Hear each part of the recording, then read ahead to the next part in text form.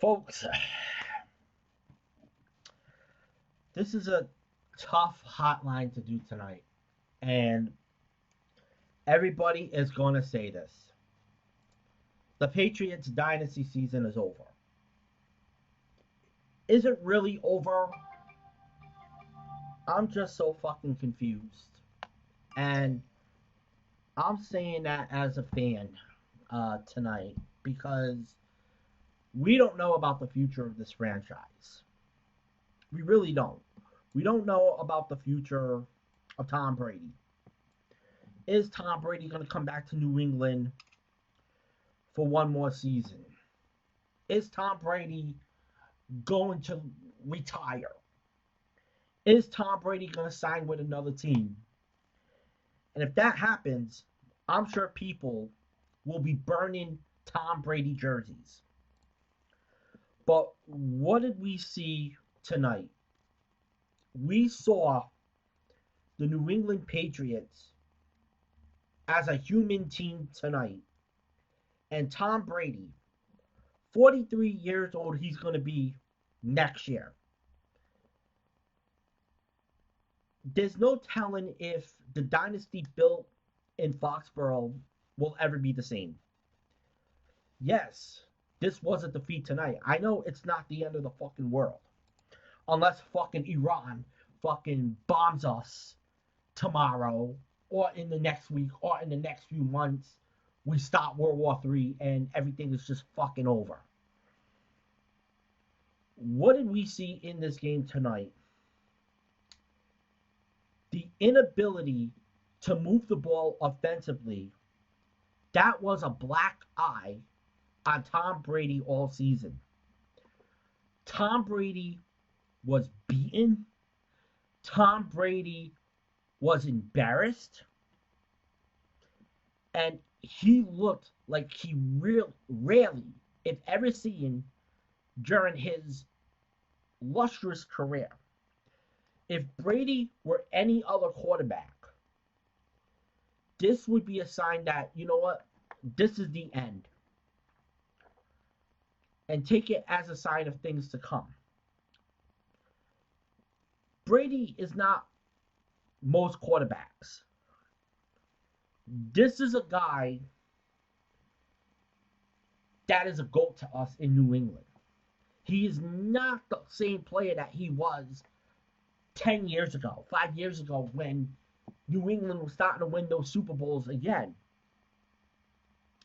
But his best chance of a major comeback is in New England. Somehow, some way, something has to happen. This organization cannot be fucking egotistical. They can't be fucking screwing with the fans because what do we see in today's fan base in the NFL? What do we see? We see people rebel. Why do you have fucking YouTubers like EDP445 coming out with extreme rhetoric? Every time that the Eagles fucking lose, he goes on these fucking rants. He tirades. Yeah, I have said in the past about EDP. The guy's voice was the reason why they won the Super Bowl a few years ago. And why the Philadelphia Eagles had change in that organization. This is what Pats fans are thinking. And I know you have the loyal New England Patriot fans that have attacked me. And let me just say, I respect you guys. You know, we have opinions. You know, it's like fucking politics. You know, with Republicans and Democrats. Sure, when you have the left and the right fighting, you know that is their fucking job, fucking 10, 12 hours a day. But at the end, they're still friends. And you got your spoiled New England Patriot fans. They're not going to want to accept the end of a dynasty that had 6 Super Bowl titles, winning the AFC East division, God knows how many times. Tom Brady has seen and done it all. And if this is Tom Brady's final chapter, you can't blame him for this. You can't attack him. And I know there's some fucking fucktards already on fucking social media that are already attacking him. Oh, Tom Brady should have done this. Oh, they should have went fourth down to keep the possession, at least keep possession of the ball. You know Tom Brady. Tom Brady has expressed this desire to play beyond this season. Whether it would be with the New England Patriots or elsewhere. But from the Patriots' point of view, the feeling is mutual. And while both Tom Brady and Belichick surely have the itch to prove that they can be successful without the other, why mess with what's working? The system isn't fucking broken. It just needs some adjustments. Let me tell you something about this team this season.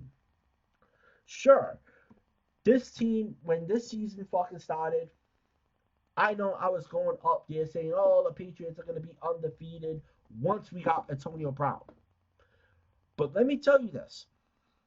When Antonio Brown got released, and this is just my fucking honest opinion, I really think that this was really the turning point of the Patriots season. Because if you had Antonio Brown, I think this team could have been having a bye week.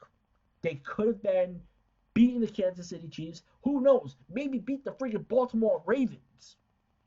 For all I know, and win another Super Bowl. But Antonio Brown had to be egotistical. New England, they had to let him go.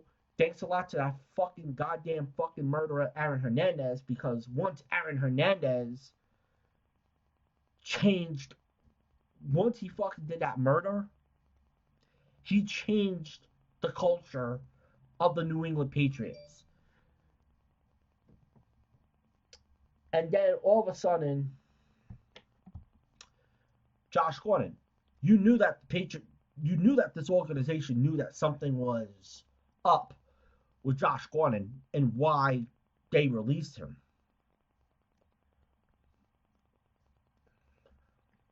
But let me just say this. This was, to me, the worst wild card game at home for New England since the game they had against the Baltimore Ravens over a decade ago.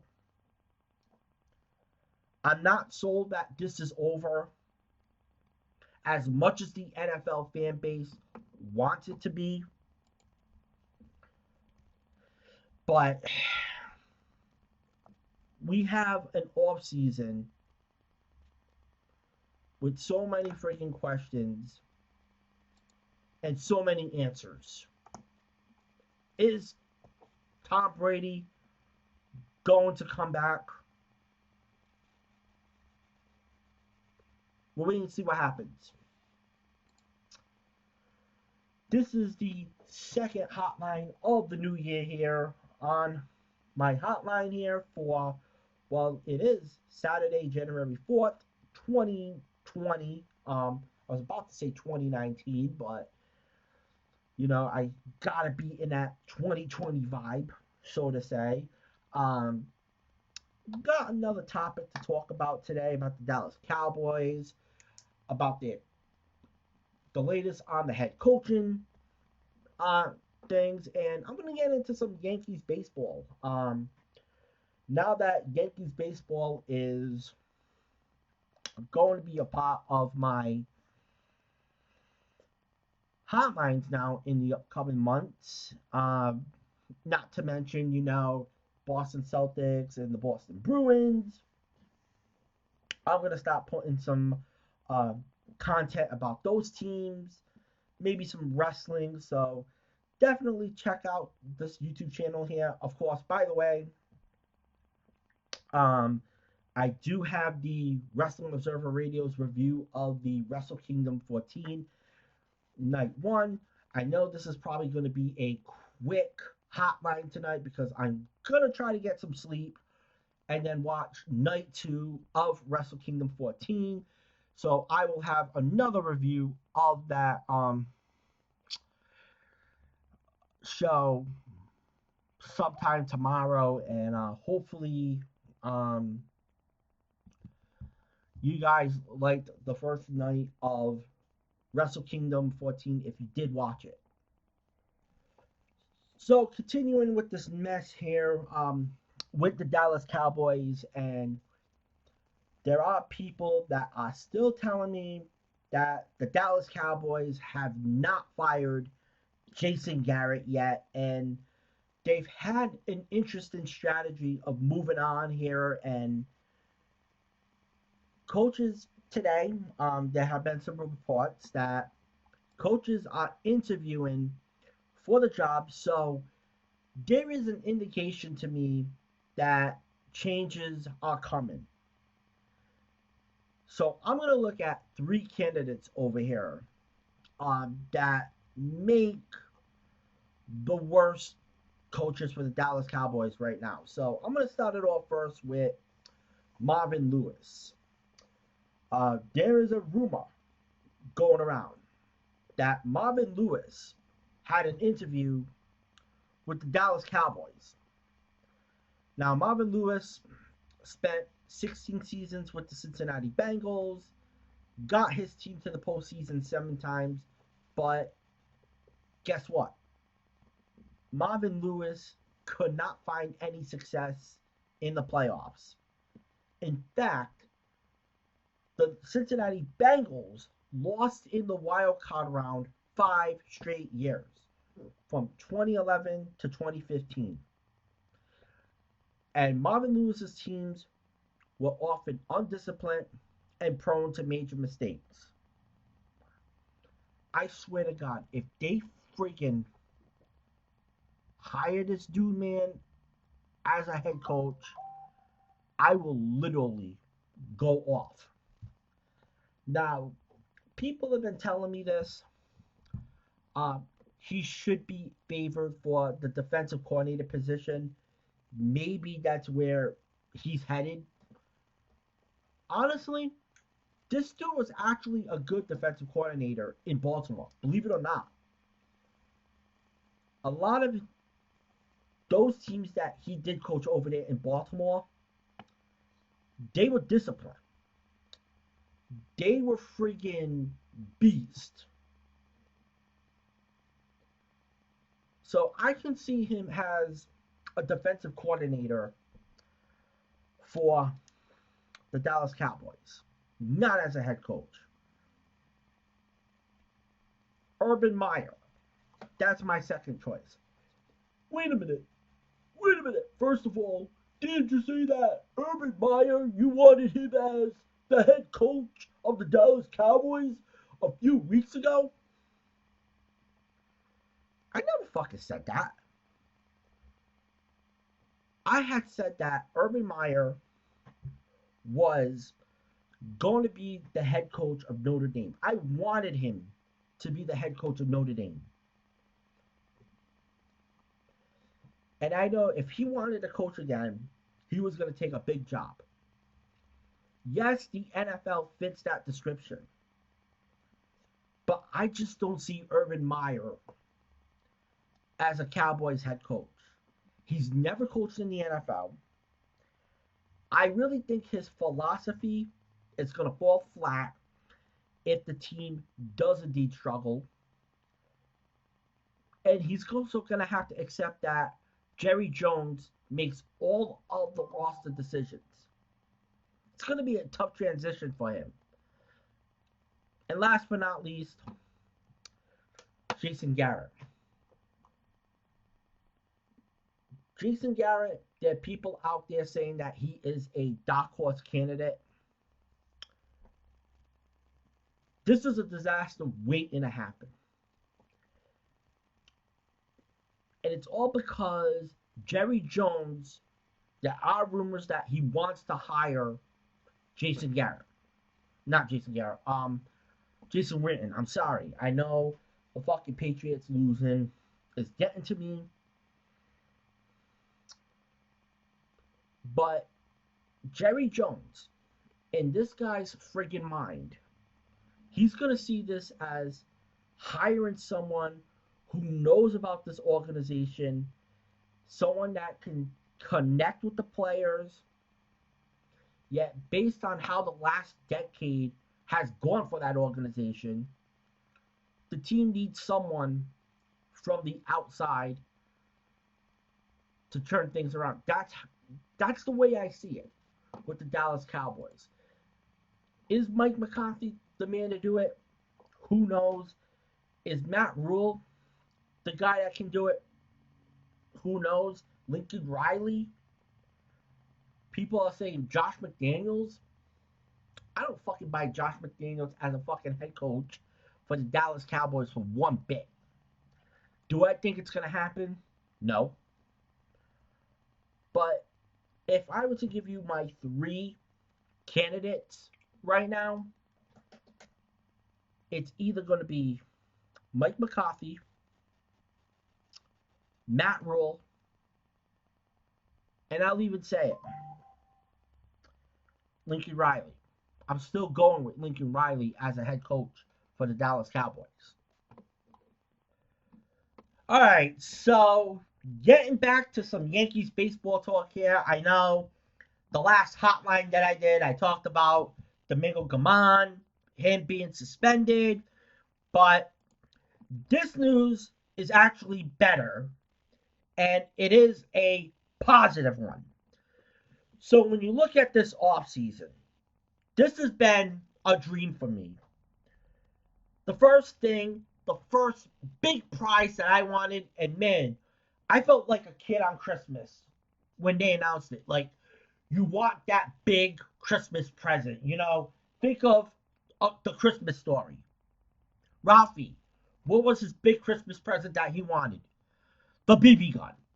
He got it. Anybody's big Christmas present, like for me, I would want a goddamn fucking video game system. We got Garrett Cole. That was the big gift under the tree. But before we got Garrett Cole, we fired that fucking idiot, Larry Rosenchild, Larry Rosechild, whatever you want to fucking call him. Oh, I fucking hate that fucking fucktard. Seriously. Then you replace Larry Rothschild with fucking Matt Blake. And now this is their latest hiring. So Lindsay Adler from The Athletic, which, by the way, please fucking put on a fucking Yankees podcast over there. Why am I fucking paying $9.99 a month to listen to other podcasters? Yeah, the Patriots and the Cowboys and all that. So the Yankees have hired highly respected performance coach Eric Presley to oversee their strength and conditioning and training departments. Presley works with Max Scherzer, Corey Kluber, and others. You know what? This is the best possible replacement out there for the strength and conditioning department. Let's get back to 2019. The Yankees set a baseball record for the most injured players and trips to the IL in history. It was fucking crazy. And if I was doing hotlines around that time, I was going to fucking go on fucking rants about it. One after another. I mean, fucking players were like fucking dropping like flies. And when anyone came off of the injury list, what happened? They came back. They came back to the IL. Giancarlo Stanton, for example. It was like they were constantly sacrificing each other for the Soul Stone. But still, this is a franchise that won 103 games, despite the records that they broke with injuries that they suffered throughout the season. Was that an exaggeration? No. because of the fact that the Yankees, they're not going to get the credit they deserve for 2019 because A, they didn't win the World Series, and two, they're the New York Yankees. No one is ever going to feel bad for the New York Yankees. Do you think the Boston Red Sox fan base is going to feel bad for the Yankees? No. Do you think the New York Metropolitans are going to feel bad for the Yankees? No. Do you think the Houston Astros are going to feel bad for the Yankees? No. But if any other team went through with what the Yankees did, never mind winning a division like the Yankees did, the American League East, you know what? Other fan bases would feel bad for those other teams. They would. Except if a rival for that other team. And you do have to wonder how good they could have been with even half of those injuries. And seems like upper management is wondering as well. And that's why Eric Presley gets the job. Let's talk about Eric Presley over here. Eric Presley, when it comes to his resume, he has this sports performance facility called the Presley Sports Performance.